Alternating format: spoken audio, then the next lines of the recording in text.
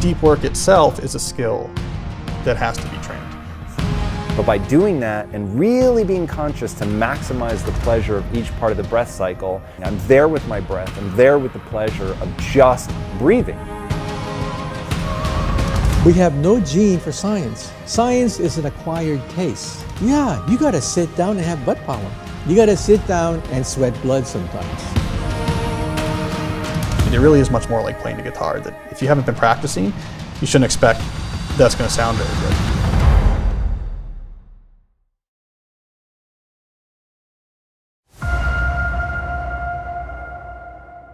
How can people get into flow, assuming that they carve out, they're not doing quick checks, residue isn't the problem? How can they get themselves into a state of flow? Yeah, well, I mean, in general, we're really bad at figuring out how to get a good return on human brains. And one of the reasons why we're so bad is that we've adopted this workflow. When we had low friction communication, electronic communication tools come along, we adopted this workflow of let's just have a constant unstructured conversation. Like, let's just do what we would do when it's the three of us in the savannah hunting the mastodon, and we're just, talking as needed on demand. Hey, go there, what do you see over there? We've tried to scale this into our companies. The problem is that requires that to service this ongoing unstructured conversation, you have to be constantly checking in on these communication channels, and everyone is feeling the same fingers on the blackboard that you're feeling, because you can't do anything else with your brain if you have to service these conversations. So to go to your follow-up question, so let's say you've somehow been able to find some space from this. Like, how do you actually then make the most of these deep work sessions? Well, something I noticed is that a lot of people who are good at this have rituals. So they always have a ritual about how they get started. Examples? Well, like for Darwin, for example. Like D. Darwin? D. Darwin, Charles Darwin, he built this path through his estate, the Down House outside of London, right? And he called it a sand walk because it was paved with sand, and he had it go past the most scenic parts of his property. And the way that he would get ready to do his work on the origin of species every day is that he did a certain number of laps of this. And in fact, so he would start doing the laps, and this would start easing his brain into like, okay, let me get it into thinking mode. Let me clear out let me clear out the residue. Let me start loading up into my RAM, like what it was I was thinking about. And he had a set number of laps he wanted to do. And so he would lay out that many rocks on the path so that he wouldn't have to waste mental resources keeping track of the count. And every time he would pass by the rocks, he'd kick another one off. And so when he kicked the last rock off, he would then detour into the study. And now I'm doing my doing my writing, doing my reading or whatever. That's actually really common. A lot of deep workers have some sort of ritual like that, something they do. Do you have one? Yeah, I mean, it depends on what type of deep work I'm doing, like what location I'm using. But like in my house, for example, I have a study where I do my work, and it's different than where I keep my computer. And so I had a library table made because I've spent a lot of time in university. So I have an old-fashioned library table with library lights and my books in the mahogany bookcase next to it. And so when I work in there, there's a whole ritual of clearing everything off and getting the lights right, and making it seem like it seemed back in the day when you were in the room in the library as an undergraduate studying or something like that. To me, that puts me in the mindset, let's start doing deep work. And so those type of rituals are important. So setting aside IQ for a second, if you had to identify what in your life has been the personality trait that has helped you the most, what trait would you put your finger on? Gee, that's tough. Well, Aristotle once said that all of man's problems stem from the fact that he cannot sit in a chair still for hours. In other words, we get distracted. How many of us can sit in a chair and single-mindedly work out one problem? No, after a few minutes, we begin to get fidgety. We want to turn on the TV set and listen to music or whatever. But yeah, Aristotle said all of men's problems can stem from the fact that we get distracted. So I think one of the things I teach my kids is, when I teach physics to students, I teach them that you have to have butt power. You have to have the ability to sit down. This is what I tell the kids. Sit down, work on a physics problem till blood comes out of your forehead. You see, we have no gene for physics. There's no gene for science. We have a gene for gossip. We have a gene for superstition. We have a gene for jumping to conclusions and making fools of ourselves. We have no gene for science. Science is an acquired taste. There's no gene for it. Therefore, when I teach kids how to become a scientist, Yeah, you got to sit down and have butt power. You got to sit down and in a quiet room with a book and sweat blood sometimes. And was that something that came easily to you, or did It's an acquired taste. And that was all driven, you just had so much interest and passion. Like broccoli, you have to sit down, grit your teeth, and do it. I realized every time I was struggling with all these equations, there was that pot of gold out there. I wanted to understand Einstein. I wanted to understand the quantum theory. I wanted to be at the cutting edge of science, even if it meant that I had to, not go play outside. I had to sit in my chair and simply crank out the math. How do people get good at deep work itself? Yeah. And your early books were a lot about like how to be effective at studying, and you were saying that you thought it was just so bizarre that people don't try to optimize their ability to study. Yeah. So one, how do we optimize our ability to do that? And then how do we begin to carve out that space to really be successful at going deep? Yeah, so deep work, which is just my term for concentrating very intensely, right? Where you give something intense focus without distraction, so you don't glance at things. No phone, no browser tabs, you're just focused in.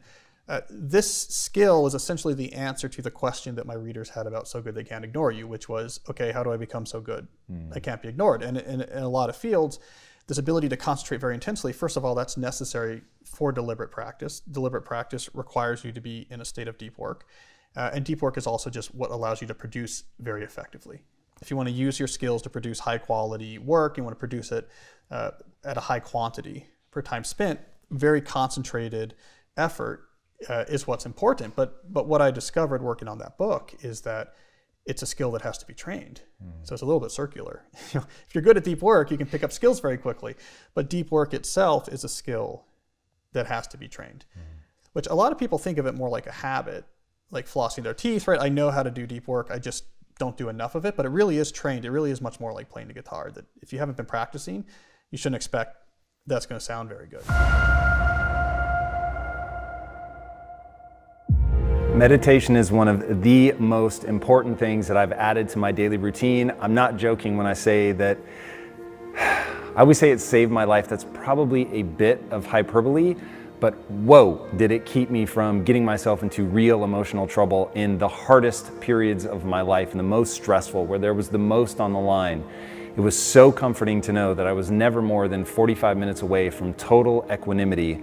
And the only way for me to achieve that is through meditation. So meditation is a critical part of my daily practice. It is really simple. So I do what's called just breathe meditation. So I'm gonna take my shoes off here. Any couch will do, anything that's comfortable, any chair, wherever you're gonna be comfy. And I sit just in a nice, simple, cross-legged style in a position that I think I can maintain. Usually I can maintain sitting like this for about 20 to 30 minutes before my feet start going numb. And I found, for whatever reason, that when I touch my hands together, that it creates this sense of like the energy looping. I don't know, that feels so silly to say, but it was one where I started out doing this, and then I just found myself wanting to do this, to rest my hands, not interlace or anything, just really simply in my lap. I sit comfortably. I don't try to, have like really strict posture. I actually find the more I sit up, the harder it is to breathe from my diaphragm. So I have a slight curve to my spine. I sit super comfortably, and then I just breathe. Now, the key thing for me is these bad boys. So I'm not sponsored by a headphone company, but having the headphones over my ears, that really blocks everything out.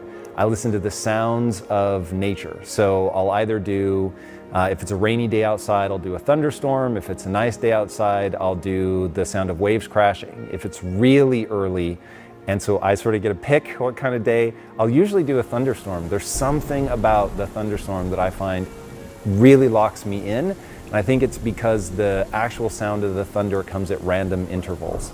And so that reminds me to be really present with my breath, to not let my mind wander or start thinking about things. You're really just trying to breathe.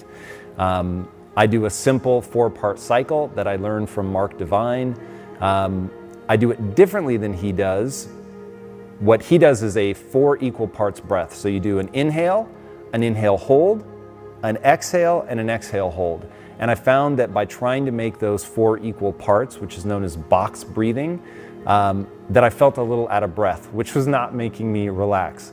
And so finally I just said, what if I tried to maximize the pleasure of each part of the cycle? So I would hold the inhale hold, for instance, for only as long as it felt good. I would exhale in a way that felt good. So for me, it's just a release. I don't try to time it or prolong it.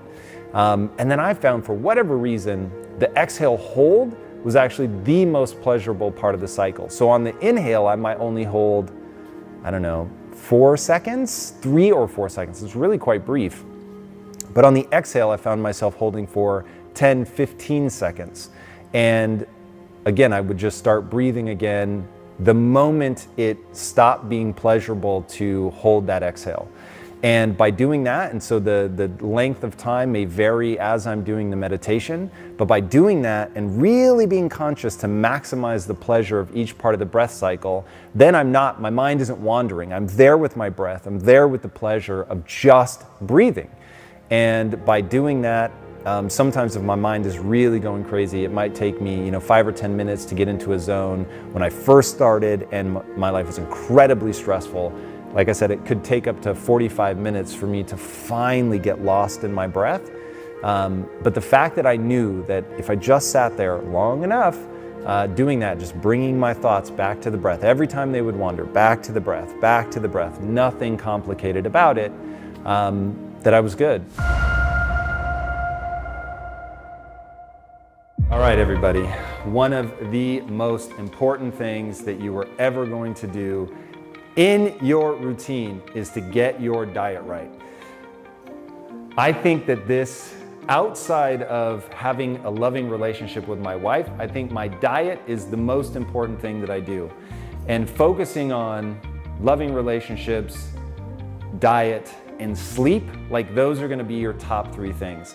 So getting your food right is critically important because this is the easiest way for me to anchor people around why diet is so important. So first of all, you literally are what you eat. Literally, at a cellular level, you are made of the things that you consume. So every cell in your body is from something that you ate. So let that one sink in. And then on top of that, the largest nerve in your body, known as the vagus nerve, 85% of the signals traveling on that nerve are from your body to your brain, not your brain to your body. So we all have this illusion that we are this consciousness that controls everything, when in reality, the two work in concert, and that the vast majority of the signaling is coming from the body. So your microbiome is a huge thing. And when you dysregulate your microbiome by eating things that cause disruption, then you're now getting all these signals that your brain is forced to interpret. Okay, this is one of read Lisa Feldman Barrett's book, How Emotions Are Made. All of the things that you feel, whether it's happiness, sad, anger, frustration, hopelessness, all of that stuff, is your brain interpreting the signals that it's getting from your body, from the outside world. And once you understand that emotions come from the body first, and then your brain goes, hey, the last time that I got these sensations from all over my body, what did that mean? And then your body, your brain, assigns a story to that feeling. And now all of a sudden, when you have a dysregulated microbiome and the microbiome is crying out for this, that, or the other, all of a sudden your brain adds a story. And I'll give you an easy one, anxiety. In my own life, I will tell you that I've struggled profoundly with anxiety, only to at first think this is entirely in my head, and then finally to realize, no, this is largely, how largely? This is again a hypothesis, but I have a gut instinct that anxiety is probably 90% your diet, and then 10% what you're thinking about. Meaning, what you think about is stepping on the gas. But if there's no gas in the gas tank, then you're not gonna go anywhere. And by dysregulating your microbiome through the things that you eat, you put gas in the gas tank of anxiety, and then your thoughts step on it, boom, there's plenty of gas, and now you're off to the races. So I'm not saying that your thoughts aren't important or what's going on in your life isn't important to triggering anxiety. I'm saying it won't escalate the way that it does if you are eating a diet that keeps your gut flora nice and happy. So that's something I think a lot about. Emotions should never stop you from achieving your goals. So if you feel stuck, overwhelmed, low on confidence, you're beating yourself up, or you feel like you're not deserving of the things you want in life, I have something to tell you. Emotions are not facts, and you should never let them hold you back. And yet I find that people do this all the time. They mistake that feeling for objective truth, and it sends them in this downward spiral. Reaching greater levels of success in life means knowing how to use your brain. And if you're in a rut right now, or if you've been struggling for a while to achieve your goals, then I've pulled a class from Impact Theory University to help you get back on track. It's called 6 Steps to Getting Unstuck, and it's for anyone who wants to know the exact steps to achieving big goals when life puts challenges in your way. If you want to check it out, go to unstuck.impacttheory.com to get access. It's a free preview. All right, guys, I'll see you on the inside. Now let's get back to today's episode. Do you feel like when you are on, like right now, right, this is the recording, do you feel like you've built that skill set? Well, so on this thing in particular, the ability to stay focused and to let go, I am constantly practicing. But yeah, I think that I am pretty good at it. I'm pretty good at it though, because I do things in my life all the time that I look at as practice. And one that I'll give people that this is, you want to talk about something that's overlooked. And a big part of this is because I failed to turn Siri off. So my bad. So she may, every time I say H-E-Y, she's going to pop up. So growing up in the 80s, video games were frowned upon. Parents were like, you're going to rot your brain and all this stuff. And then, of course, we watched, people generate enormous fortunes. It eclipsed the film industry. It's just, it has become a beast of such untold proportions. I don't think people understand really how big video games are. And part of the reason is there's real neurological training that's going on. So I play first-person shooters, or I should say I play a first-person shooter called Destiny 2. Fucking love it, man. It is so much fun. I have a ton of fun with Lisa and my sister, and we're a fire team. It's amazing. So there's that, right, the family bonding. But the part that I use all the time is I know on the other end of that is a 14-year-old kid in Ohio that wants to kill me and then teabag my body. And that is so frustrating, and it's so obnoxious, and it fucking literally lights a fire. So in those moments, I'm like, this is a perfect time. Because if you elevate, like if you click into fight or flight, if you let yourself get panicky, then your performance goes down. So it's like literally every weekend for 3 hours a day, I'm in this mode of I'm practicing staying calm in what could be a sort of fight or flight moment. The cool thing about video games is, like, I'm constantly asking myself, okay, if this whole practice idea, how do you get the stakes up? Because when there's no stakes, then you don't have the real emotional reaction that you would. And it's actually dealing with the emotional reaction is the very fucking thing you need to practice. So you've said that there's a big difference between repetition and deliberate practice. So how, and even I, like a lot of what I do is probably a little too close to just repetition. Yeah. And it's the far too rare moment where I really stop and think about, wait, what piece of this can I break off and do until I'm good at that piece, and then reinsert it back into the whole so I'm not just repeating it. Yeah. So how can people conceptualize the difference between repetition and actual deliberate practice? Right, because repetition, after an initial point, when you're completely new to something, repetition does not make you better. And this is not, it's not obvious, right? I mean, there's actually this interesting performance psychology literature starting in the 70s was trying to really understand how do people become masters at things. And repetition was one of the hypotheses. Maybe you do it a lot. Turns out that's not the case. Other people thought it was understanding the world, maybe building up the right mental models. That's not the case. It's deliberate practice. And so what's the difference? Deliberate practice stretches you.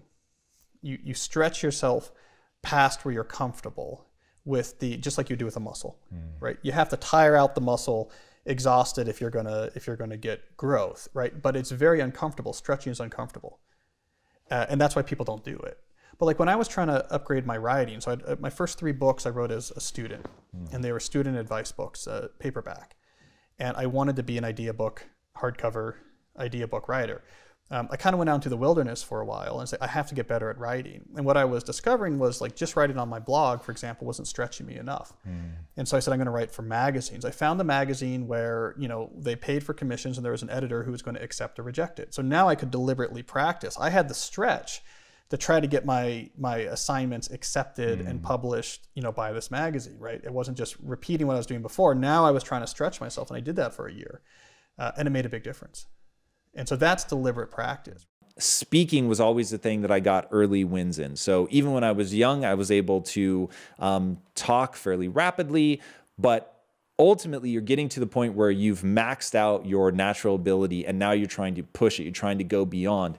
And that got hard as hell for me. And I spent a lot of hours practicing, always at the edge of my competence, which the real danger being at the edge of your competence, if you don't have a growth mindset, is it makes you feel badly about yourself, which makes you want to go into the psychological immune system and begin to protect yourself from that. So as you're doing math problems that are hard for you and really start making you feel stupid, which is exactly what happens, you're going to want to back off. You're going to want to go into places that you're better, stronger, that you have, you're dipping into your more natural talents, and you're not pushing those to the edge of your abilities. But that's the way to keep your life small. That is not the way to become extraordinary. So you really just have to admit, this is going to be hard. This is going to make me feel stupid. This is going to make me feel badly about myself. But on a long enough timeline, if I keep doing this, if I keep practicing, I keep pushing myself, what I'm doing is extending that region of where you start to feel stupid.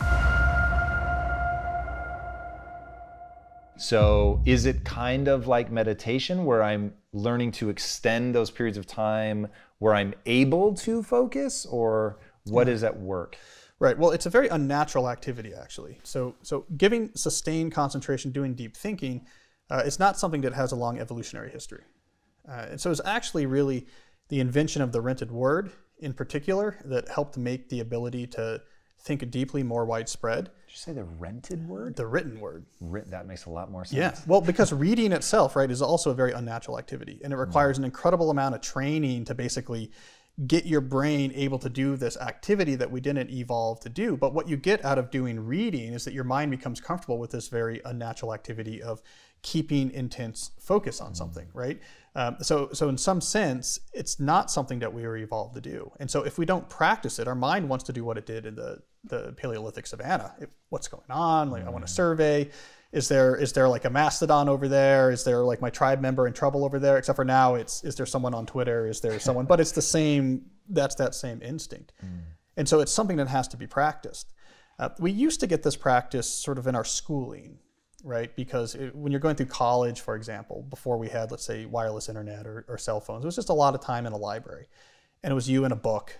And there was no distractions around you. You would have to walk all the way back to your dorm or something. So like we would get hours and hours of just sort of practicing, reading deeply, concentrating. But we've lost a lot of that now because, you know, even in like the college environment, you're constantly doing this and you're constantly doing this while you're looking at things. And so we actually are missing a lot of the necessary training that I think you need if you're going to be comfortable. But I argue it's really worth it because so few people are actually training their ability to concentrate that if you're one of the few to do so, you have a huge competitive advantage. When you wake up in the morning, you are in a perfect position to what I call receive the download of all the work that your neural circuitry has been doing the night before. But if you immediately go to a sensory experience, especially a rich sensory experience of stuff scrolling by, you're actually missing the information that you processed at night. And even more importantly, that second half of the night during REM sleep is when the emotional weight of things becomes, let's say, you put it on the shelf properly. Things that are important to emotionally register get put in one shelf. Things that were, like the comment you got on Twitter that was triggering, doesn't seem like such a big deal after a good night's sleep. And that's because that second half of sleep is actually when you re-experience these things, but your body can't secrete adrenaline. It's kind of an internal form of therapy or even trauma therapy. And that's why people who don't get that sleep are very, you know, they're easily agitated. They feel like the world is crushing down on them. So when I wake up in the morning, I want to receive ideas that I want to learn from my learning. And if you take in new information, you are not in a position to do that. And 60 minutes is a tough one. So I give myself 2 no-goes for the 60-minute block if I can do it. And I'll tell you, a lot of mornings I fail, Tom. I don't do it. Interesting. I found that shocking, but I heard you say that in another interview, and I was like, well, I mean, I'm human. You know, there are mornings where I get enticed, or worse, I find myself reflexively picking up the phone without having made the conscious decision. And that's when I realized that, you know, we are all deep in this process. And I think we have to regulate it. The experiment I'd like to do, maybe you'll do this with me as a challenge, because a challenge is always good, is in the new year, I actually want to take every odd waking hour of the day off the phone. So even hours of the day, as long as it's waking, I'm willing to have it on and work with it. But odd hours, just turn it off, no matter what. I don't know if this will destroy most of the relationships in my life, but just to see, can I do it on a rigidly externally imposed schedule? Because if you think about, most of the growth in life comes from these rigidly externally imposed schedules, and we hate them. But they are where we learn restraint. Okay, any routine, whether it's morning, your full day, it all starts the night before. Getting a good night's sleep, I cannot stress this enough. As somebody who absolutely resents needing to sleep, it's still the #1 thing that I prioritize. So that is critical that you prep for that. So #1, I start wearing blue blocking glasses at least 3 hours before bedtime. I actually use a little device that zaps me, but I'll save that for another video since I'm on the board, the advisory board of that company. But I do everything that I can to make sure that I sleep optimally, including cooling the room down to very chilly. So we sleep with our room at 68 degrees. And that way you can snuggle up in your blankies, and there's something about when your body temperature drops that triggers you to get sleepy. So getting the room nice and cool is another big tip. I go to bed at 9 p.m. every night, like it is a religion. I should say Sunday through Thursday night, I go to bed at 9 p.m. I allow a little bit later bedtime on Friday, a little bit later bedtime on Saturday. But other than that, 9 p.m. And I don't set an alarm ever, unless I have like a super early flight or something like that. And I've been doing that for like 17 years now or something like that. So I built multiple successful companies without setting an alarm. So trust me, it is possible. Now the reason I do it is so that I'm optimizing my cognition, get as much sleep as I need. So for me, that's about 7.5 hours probably on average. I sleep with headphones right next to my bed. In fact, as you can see, they are right here. And I do that because I oftentimes wake up in the middle of the night, put these bad boys in, and I can fall right back to sleep, listen to a book, very, very low volume, so that if I put a tiny bit of pressure on my ear, that I can hear it, and then that way as I roll around, it will come ever so slightly out, and then I just fall asleep and I forget that the book is there. So that was a game changer for me. I don't know if that'll be as useful for anybody else, but I used to lie in bed for hours in the middle of the night trying to fall back asleep. This has been a game changer. And that's it. I sleep in nice, loose clothing. Mouth tape. Oh, yes. So here it is. I'm so glad that you reminded me of that. This is why my wife is here filming it. I tape my mouth closed every night. I did an episode with James Nestor. You should check that episode out. He talks about breathing through your nose and how important it is. So I literally tape my mouth closed. That also significantly improved my sleep. So I wouldn't have believed it until I tried it. So now literally every night I kiss my wife, I tell her I love her, and then I put tape over my lips. A single piece, about that long, and I just put it over my mouth. Shall we? And this will be my goodbye. All right, here we go. This is just medical tape, first aid tape. Looks like 1.5 centimeters. And I do a piece about that long. That's it. I tell my wife I love her. I love you, baby. Love you, baby. And then I tape up. Tape up. So, all right, guys. Until next time, be legendary. Take care.